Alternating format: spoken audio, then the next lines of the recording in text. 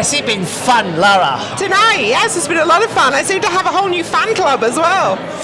Fan club? You mean from here? Yeah, I mean, after we finished, Yes. the people were queuing up sometimes for 15 minutes to talk to me. Fantastic. So, wow. Thank you so much for spending time with me here on Fishburner Live to YouTube.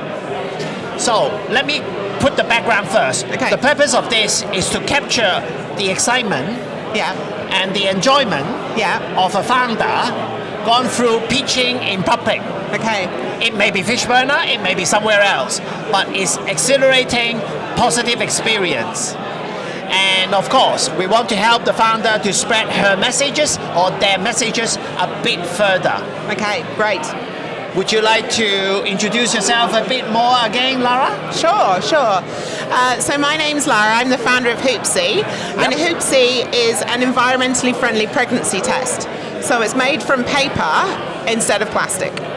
All right, so the whole packaging, the kit, everything is paper-based product. Not everything in the pack is paper because we have to, this is the test, which is 99% paper. So that's a strip, the key strip traditionally inside a test plastic case. Yes. Normally the strip is much smaller and it's inside a plastic case. And so we have this comes inside a plastic pouch that can be recycled, but it has to be in a plastic pouch at the moment so that it doesn't get moisture in it, because if it gets moisture then the test doesn't work. Okay, but so we it's are about reliability and accuracy of the test as well. Yeah. So because it's an important test. Yes, it is an important test and people want to get the right results. Pregnancy test. Yes, pregnancy test. Not a COVID test yet. Not a COVID test, no. Okay, fair enough. Yeah. So Hoopsy is a pregnancy test kit that is environmentally friendly. Yes. With minimum amount of plastics. Yes. Fantastic. So besides environmental factor, what's so different between your services, your product, compared to other chemist products? Well, there isn't any other midstream tests that are made from 99% paper that are 99% plastic free. Okay. So this is the only midstream test, as far as I know, in the world. Is that a big problem? Is the non-recyclable or say fossil fuel-based plastics packaging in pregnancy test kit a big problem? Massive problem. In the bigger scheme of things. Yeah, I mean, in the US alone, about 300,000 kilos of plastic from pregnancy and ovulation tests goes into landfill, and that's just in 1 year. 300,000 kilos. Yeah, it's a lot. It's a lot. Yeah. It's a lot. But I'm just trying to be a devil advocate here. I hope you don't mind. Isn't it good carbon capture that the plastic now capture and go to landfill and go back into the ground? Well, it takes about 20 to 30 years to break down in landfill. Yes, but then the plastic from fossil fuel has been there 1 million years under the ground anyway. It's now go back into the ground for another 1 million years. Isn't it a good problem to have? No one has ever asked me that. No. Sorry for being. I think that there's better uses of plastic. Yeah. I think that we shouldn't be using plastic for things that are literally used for 5 minutes. Well, this is a pregnancy test. We should use plastic, but for things that are for long-term use. That's true. Because obviously we're going to run out of fossil fuel. Yep. And so we should be prioritizing how we use it. Fantastic. So how in terms of distribution model or sales model, so your product is environmentally more friendly? In terms of distribution, sales or channels, is it different from other high street chemist product or online retail product? Well, we sell online and we sell through retailers as well. Fantastic. We're just about to start selling through Amazon with their Launchpad program. Thanks, Okay, Amazon. that's good. Yeah, I just want to have a look at the camera. Yeah, Yes. good. Keep going. But I mean, we're going to be in all the places that you would find a pregnancy test because that's where women look for them. Yeah. So that's important to be there when they need it. Yeah. So you already an Amazon merchant. Yeah. And you have recently been selected to join the Launchpad program. Yes, so we launch on the Launchpad program on the 28th of October. Fantastic, 28th. So what does the Launchpad bring you compared to other Amazon e-commerce vendor? What's the difference? Well, I guess from the person visiting Amazon, there's probably not much visual difference. Yeah. But as a store on there, you get a lot of help in terms of marketing with advertising credits. Yeah. You get more visibility. So like they have a deals page, and you can Yeah. appear on there more often. It's cheaper to do that than it would be if you're a regular merchant. Okay. And they have a whole section just for Launchpad products, and they That's basically right. put more effort behind marketing you That's than right. if you're a regular product. That's right. And they give you said, advertising credit. Yes. Which actually advertising budget spent on Amazon Correct. advertising is Yes. actually not a small sum. It could be significant. Yes. Is the credit generous?